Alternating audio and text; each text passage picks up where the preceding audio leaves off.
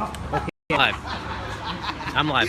Hi, I'm with the Young Turks. We're live right now, and so you were just inside the meeting, of the energy meeting with Hillary Clinton's energy advisor, and who else was there? It was Governor Hickenlooper, my governor. From Colorado? Yep, from Colorado. Okay. And what can you tell me what happened?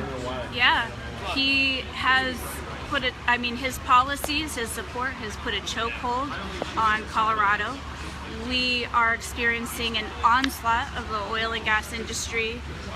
Bureau of Land Management leases for as little as $2 an acre. That cost to benefit ratio is way off, and it is contributing to the environmental genocide of Indigenous people. I'm an Indigenous woman. Okay, and so were they receptive to your message at the meeting? I locked eyes with Governor Hickenlooper. He definitely saw me. Okay. As I was screaming, Governor Hickenlooper, we need you. Please help us. And so you didn't get a direct response to anything? Were you able to ask a question? I'm not sure. I didn't ask a question because the time for asking nicely is over. Oh, okay. And what do you think? What were they doing at that meeting? Like, what do you think was the point of them having that meeting? Stroking the egos of companies like Anadarko that fund their bad policies and provide them with intel against nonviolent protesters. Really? Yep, Okay. Yep. You can see all the information's out there on the Intercept, how they've been targeting Colorado activists who are expressly nonviolent, putting us on FBI watch lists, for example, with intel from Anadarko. Really? Okay. Yep. And so is there, what else would you like the people to know? We need to keep it in the ground. We need a strong stance against fracking. We need a stop to it. We are leasing out our land for a cost that doesn't make sense. Indigenous people, the people whose land you all 867 watchers are on right now. We need acknowledgement, and if you're not going to respect Indigenous resistance, you can expect our existence, you can expect our resistance. Okay, and okay. All right, so thanks for talking with us, and I appreciate it. All right, so we're still here. This is Anthony Rogers, right? Hey, Anthony. We're up live on Facebook with the Young Turks, and you were just inside the meeting. Governor Hickenlooper from Colorado was there. Also, Hillary Clinton's energy advisor. Who Trevor else? Hauser is her energy advisor, and he was her energy advisor also when she was Secretary of State. The governor from my state, Jay Inslee, Washington, was also up there, and yeah. And so, what can you tell me what happened? Well, basically, it was a greenwashing plan to try to co-opt and appropriate some sort of message and keep spreading the myopia that natural gas is a clean source of energy.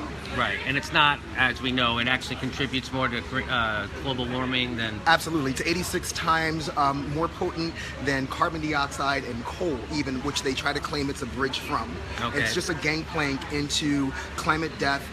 As the sister just said, it's breaking sovereign treaties and committing slow violence and genocide against our indigenous sisters and brothers. It's disproportionately situated near communities of color, and this includes the blacker and browner you are, the more likely you are going to be situated near frack gas infrastructure, including fracking wastewater, including schools where children are going to school to enrich themselves. Their health is being impacted. And so how many people would you say were at this meeting? Not onlookers, but people taking part?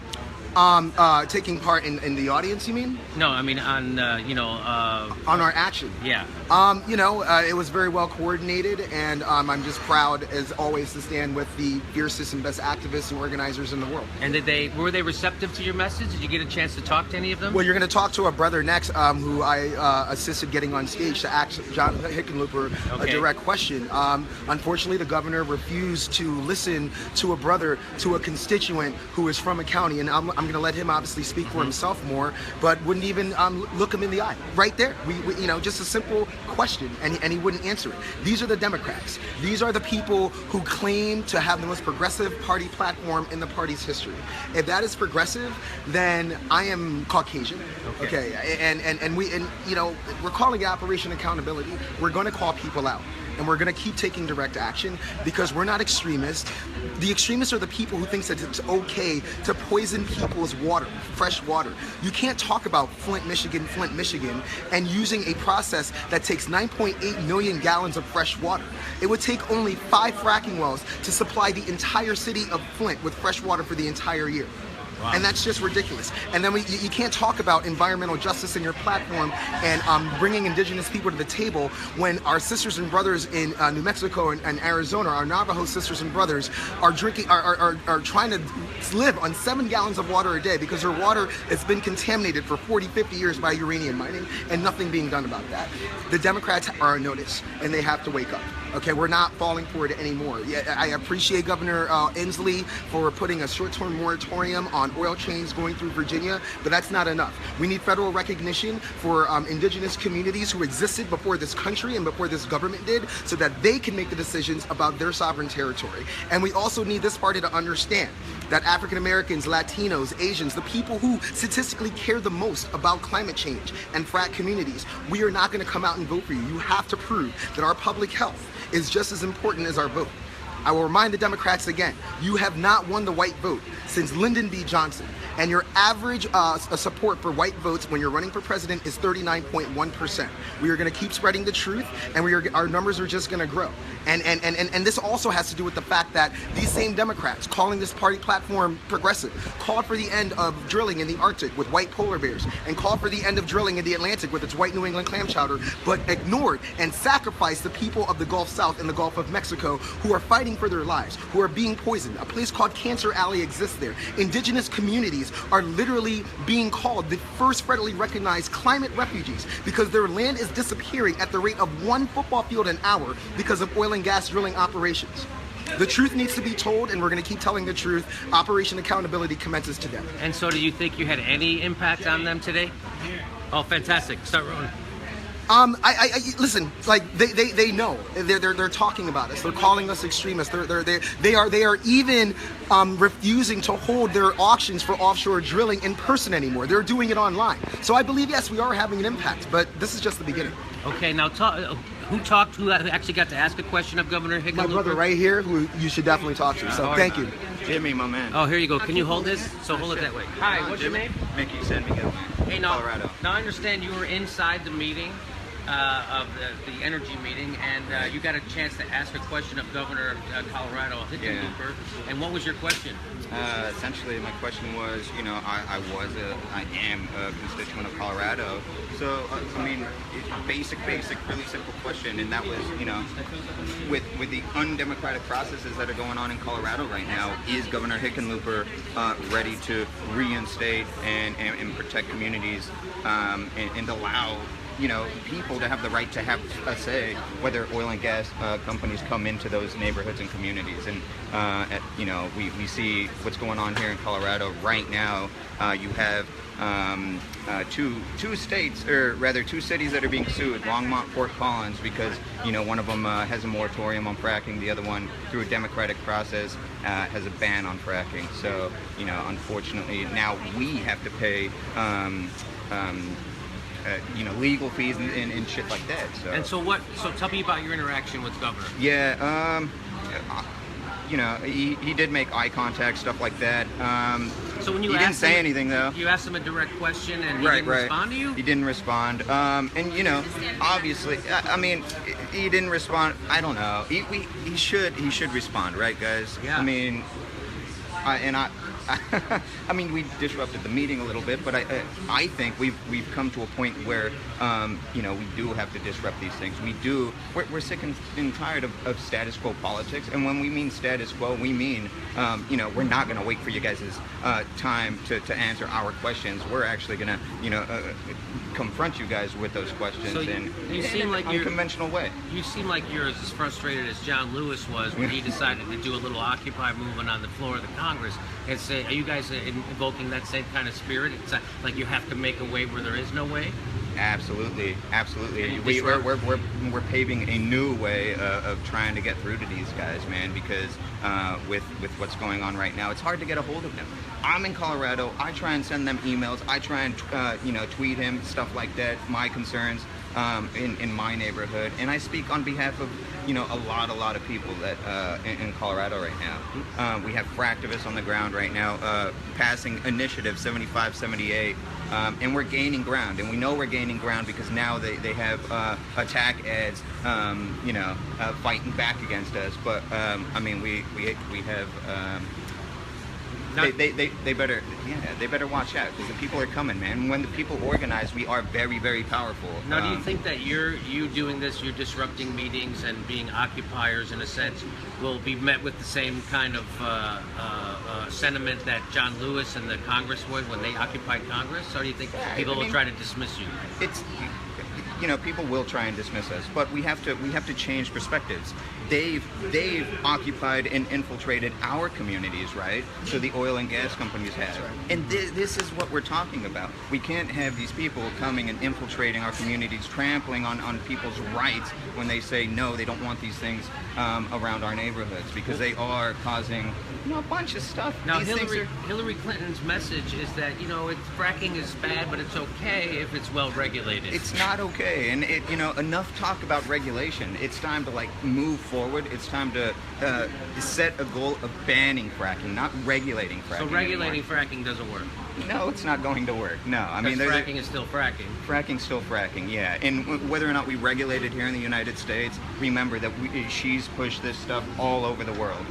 We have China, many thousands of people dying a day in China, you know, because of air pollution and stuff caused from fossil fuels. I mean, it's like we've come to a point where we need to stop the use of fossil fuels in general. I mean, it's really simple. And the monopolization of the energy industries, I mean, these guys are really playing a huge part in destroying people's lives and not letting us have a choice of where we want to get our energy from. So do you think you had a little bit of an impact today up there? We rushed the stage, so absolutely. I think we had an impact. Was John Ralston there? Because I'm sure there was a chair flying. Yeah, I'm sure. Yeah, and volatile protests like we saw yesterday. You know, I was marching with Jill Stein yesterday. Super peaceful. I'm also covering and live streaming what we can. And you have Fox Business News put a lower third in there saying volatile protests. Come on, guys. Come on. Lefties are pretty nonviolent. Right? That's right, man. All right, is there anything else you want to let the people know about this meeting and fracking and what you guys are doing in general? Guys, everybody in Colorado, anybody out there, spread the word about the movement that's going on, the people that are organizing on the ground. We have we're going to move to the street. Let's go. Initiative 75 and 78, yes for health and safety over fracking. Get involved. You guys are the power of the movement. It's us, the people, that get involved, that empower each other to make the change. We hear it all the time that change comes from the bottom on up, and trust me, when you have these big oil companies now that are putting advertisements attacking the movements and the campaigns that are pushing this effort to make the change, you know we're making an impact, man. We don't have the money, but we have the people, yeah. Okay. Yeah. Thanks for talking with us. Thanks for your activism. Thank you, man. Thank you. Appreciate it, you guys. Anything else, Jay? You want to say anything? Yeah, I would say thank you to the Young Turks for supporting. I would say everybody, please see Josh Fox's How to Let Go and Love All the Things Climate Can't Change. It will absolutely change your world. And, you know, Anthony and I and David gave one of the most amazing pitches at the Democratic Platform Committee. But I want to say that, you know, Trevor Hauser, you know, Hillary's energy advisors, the Bernie Sanders surrogates put together a very progressive and necessary and urgent platform to address fracking and climate change. And, you know, systematically it was voted down by Carol Bronner and Trevor Hauser. So who both have ties to the oil and gas industry and are taking money. So yeah, so I would encourage everybody that this is all of us. This is not a partisan issue. This is our planet, and we have to address this urgently. Or I mean, look at 129 degrees in the Middle East. It's ridiculous. They're digging mass graves in Pakistan because of the heat. I mean, just turn on the news, man. Look around you. It's here. Even the corporate media. And one more thing that I want to say is like we have to hold everyone accountable when we're trying to get the justice that we deserve. And that includes people within our own movement. I'm going to say this publicly, and I don't care how much trouble I get into. Shame on you, League of Conservation Voters. Shame on you, LCV.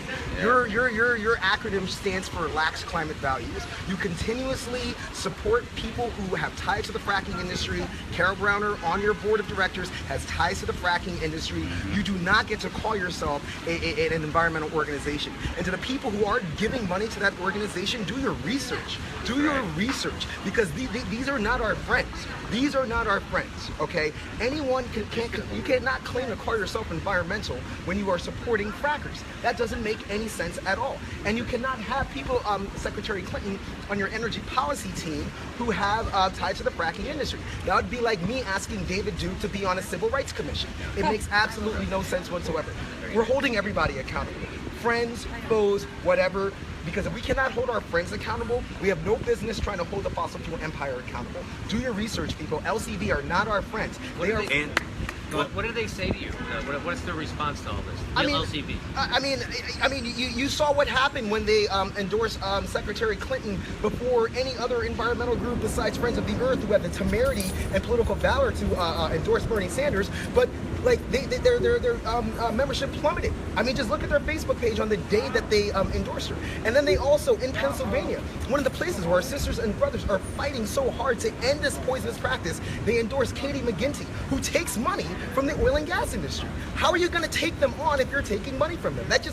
They have not offered any explanation for that. And listen, I mean, who am I? I'm just an African American activist. But I'm sorry. We're the masters from the Kennedy School. we are going to shut anything and anyone down that pushes poison, even quote unquote environmental conservation organizations. We're not falling for that anymore. And so, you can have your LCV for Hillary shirts. That's great, but you're not in green.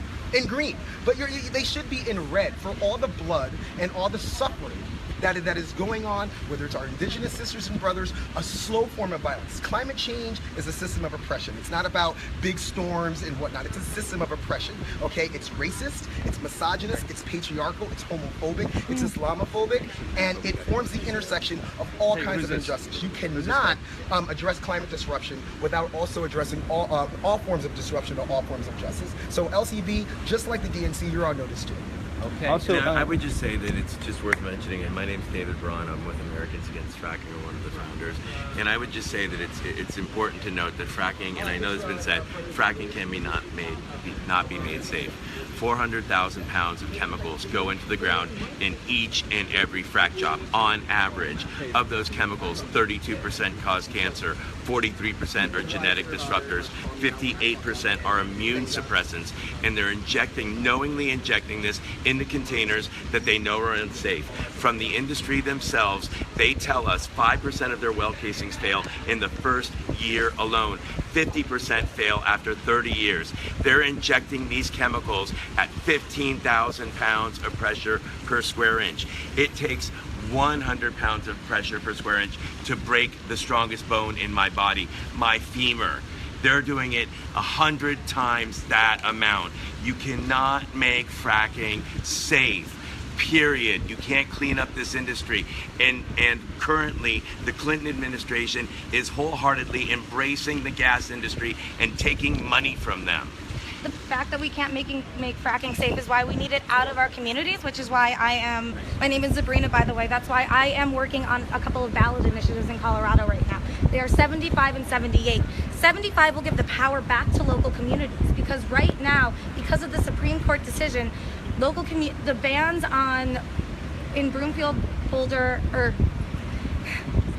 the bans in Broomfield, Longmont, and Fort Collins were overturned, which takes away a local community's ability to regulate fracking, to put a moratorium on fracking, to ban fracking, to protect their communities, to protect their people, to protect their children.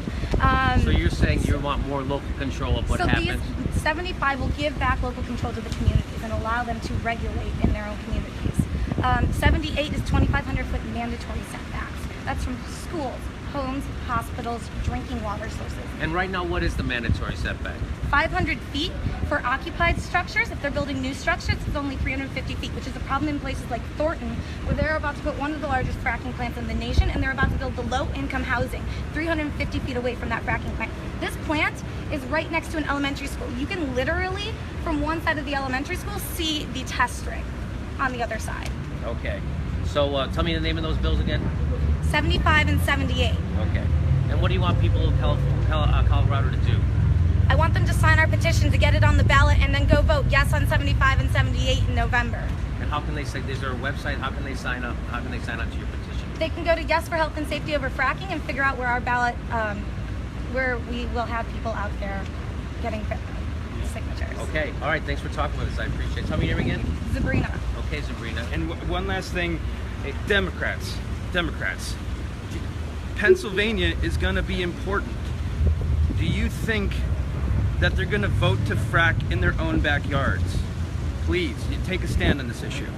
Okay, Jay, thanks for talking with us. All right, so that's our coverage here. There was a meeting here. We got to it late, but they got to it on time. They made the point that fracking is unsafe no matter how many regulations you put on it. They have some great ideas on how to keep it safer, keep it away from people, keep it away from residences. And it's, again, another good sign of activism here on the ground. The progressive movement is alive and well. Okay, thanks you guys. That was great. Thanks, James. Thanks for talking with us. We got some great footage. Oh, hey, you know what? So are you putting it up to your YouTube page? I already did. I'm going to send it to you. You can rip it. Yeah, that'd be great. I don't know how to send it. So you hit, yeah. Shade? Okay. Shade. Shade. Yeah, shade. Yeah, you can rip it. Yeah. Just send me a link and then I'll send it. So this is great. Okay. Yeah, I mean, I'll probably.